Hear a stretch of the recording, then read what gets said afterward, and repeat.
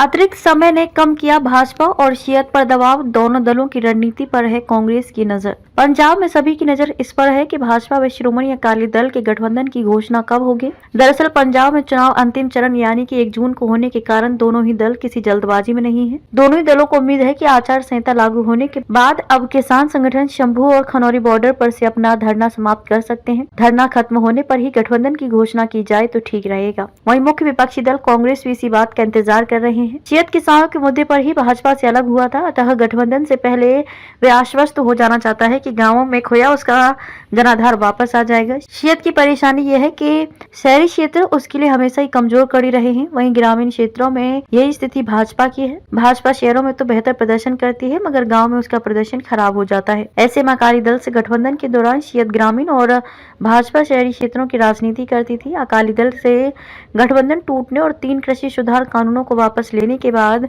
भाजपा ने गांव में जाने की राह तो बनाई, लेकिन बीती 13 फरवरी को किसान संगठनों द्वारा पुनः संघर्ष शुरू करने से भाजपा की परेशानी बढ़ गई है। हालांकि किसान संगठनों को 2020 के मुकाबले पंजाब में समर्थन नहीं मिला, लेकिन भाजपा कोई जोखिम नहीं उठाना चाहती, इसलिए गठबंधन को लेकर वह अभी और इंतजार के मूड में है। भाजपा चाहती है कि गठबंधन होने पर ग्रामीण क्षेत्रों में शियत के माध्यम से पार्टी को आधार मिल जाए।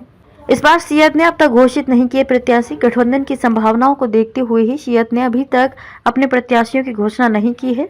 अन्यथा शियत पंजाब में पहला ऐसा दल होता था जो सबसे पहले अपने प्रत्याशियों की घोषणा करता था। शियत के इतिहास पर अगर नजर डालें तो चुनाव की घोषणा से 2-2 माह पहले ही वह अपने प्रत्याशियों की घोषणा कर देता था, लेकिन इस बार तस्वीर बदली हुई है। पंजाब में केवल आम आदमी पार्टी ही है जिसने 13 में से 8 लोकसभा सीटों पर अपने प्रत्याशियों की घोषणा की है। अन्य 5 पर भी वह जल्द ही घोषणा करने जा रही है।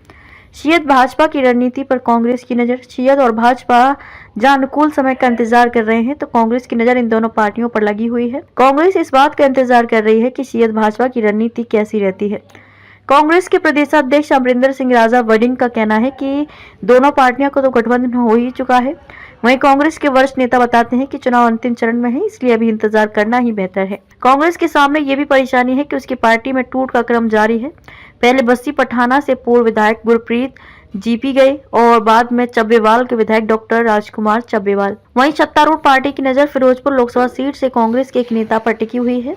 कांग्रेस टिकटों के आवंटन से पहले आश्वस्त हो जाना चाहती है कि नेताओं द्वारा पार्टी छोड़ने का सिलसिला थम जाए।